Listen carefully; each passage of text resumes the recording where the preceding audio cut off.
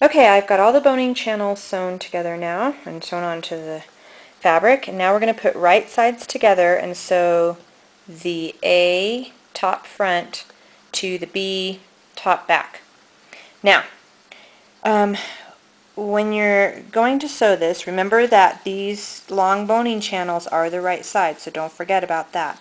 So put that to the right side of this other one, and the right side just make sure is where you don't have the seam showing.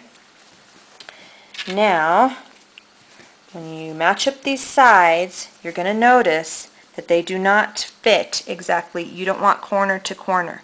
They are not meant to fit in like that. So what you're going to have to do is you're going to have to match in a 1/2 inch from the cut edges in is where your fabrics need to match, because that's where you're going to start sewing. Okay, so this is going to cut down just a little bit, so just so you know that if you were going to match the edges exactly when you sewed right there and then you flipped it open, this one would be off.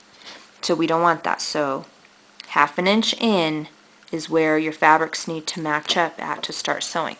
So, and it looks like they match pretty good. It looks like when you do that, you're going to end up matching at the bottom pretty close, and that's fine. Now I'm going to cut off, when I put those boning channels on, I cut them a little bit long so that I made sure that I had enough and I wasn't going to be short on them. So I'll go ahead and trim those edges off before I'm going to do that, and then we'll go on to the next part. Actually just the skirt part. That was pattern C. That was C on the pattern, and you're just going to sew that right sides together.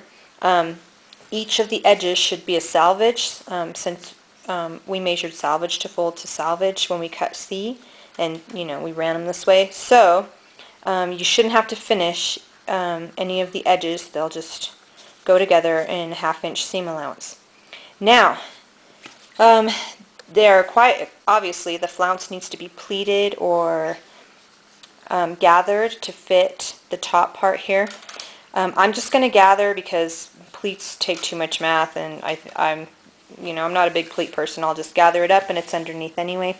So the way I'm going to figure out how I'm going to do that is I'm going to measure the circumference of the whole top, and I just started at a seam allowance and I measured all the way around, and I got that figure. And so then what I did, because I have 3 flounce sections because I cut an extra large, there was a different, I think it was 2 for a small and medium and 3 for a large, or 2.5 for a large, and whatever. So anyway, because I did an extra large, I needed 3. So I'm going to take what this measurement was of the top and I'm going to divide it by 3. And what I ended up coming up with was 21.6. So what I'm going to do is, that means I need to make 3 marks, between 21 and 22 inches apart. I'm not going to be totally right exact because it's all underneath and there'll be so much gathering you probably won't even notice it. But what I did is I took my measuring tape and I measured it out, and I figured out where 22 is.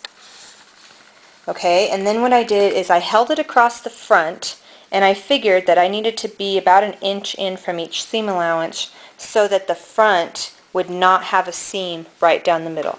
Now, you don't really have to worry about that, but it's just a technicality that bothers me when there's a seam right down the middle of something, because even dresses usually don't have that.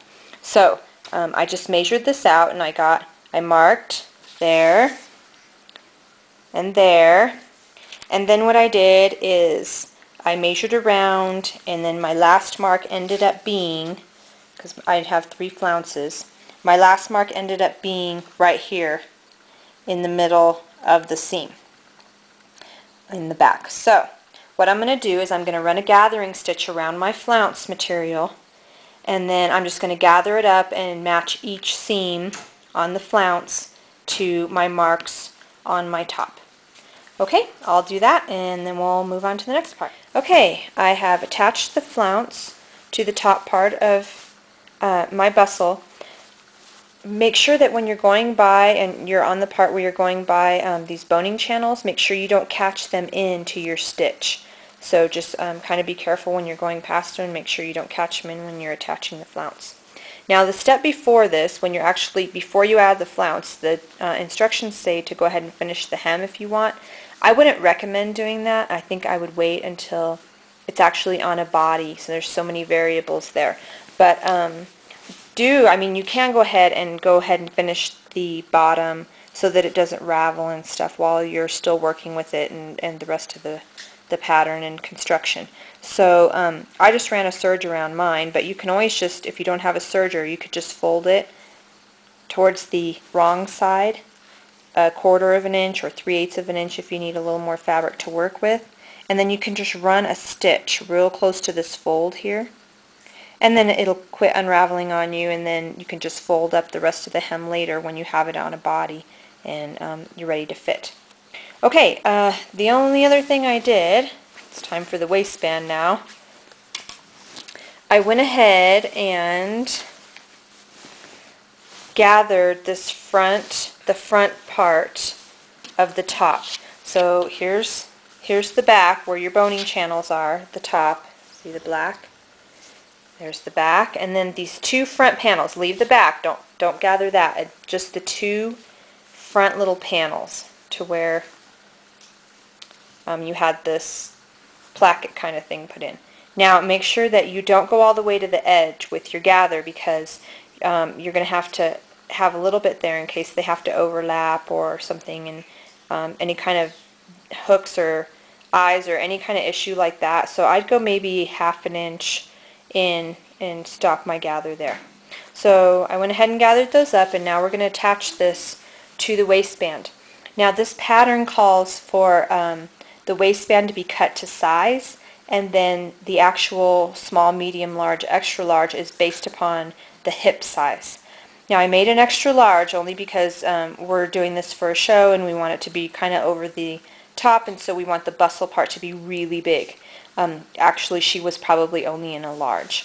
Now her waist was, I'm going to cut her waistband at a 30, and so I cut that already, and that was just a simple rectangle of fabric, and it's right there. It's a pattern piece. So now what we're going to do is, after we gather up those fronts, you're going to lay the front right sides together along the waistband, and then you're going to leave a 1/2 inch on each side of the waistband. That's where your hooks and stuff will go later, and then that's where you'll be able to fold in to finish the waistband off. Now normally, I mean, that's how you would normally do it, and then you would fold this back in on itself like this. So it's almost like a bias, and then you would hand finish on the inside this fold. Now we don't do that because it's easier to take off and change later if it's not done that way, then we have too much to take apart. So what I'm going to do is I'm going to fold this waistband in half, and then I'm going to run a stitch 1/2 inch in down here on both sides, and then I'm going to turn it. So I'll do that, and then I'll come back and I'll show you how to attach the waistband in one piece instead of having to fold it over and hand sew it. Okay, so I sewed a 1/2 inch down, and then I cut the corner off at an angle, and then I flipped them right side out, and you can see how nice my corner came out. I like to use this little screwdriver because it has a flat edge instead of a pokey edge, so you can get right up in there and just slide it over, and then it makes a nice corner without poking through your fabric, because there's nothing worse than having to go back and repair a corner because you poked all the way through it. So I really like this little handy little screwdriver there. So now what we've got is we've got this. Now we're going to put it this way, and we're going to do right sides together, and we're going to lay, let me find the edge here. We're going to go ahead and lay our top like this on the edge, and we're going to match it up, and then we're going to go ahead and just run a stitch right past your gathering stitch, so it should be at about a 1/2 inch, and just go ahead and run that all the way across. Make sure that your back is flat and then your two fronts are gathered. Okay, I'll do that and then I'll come back.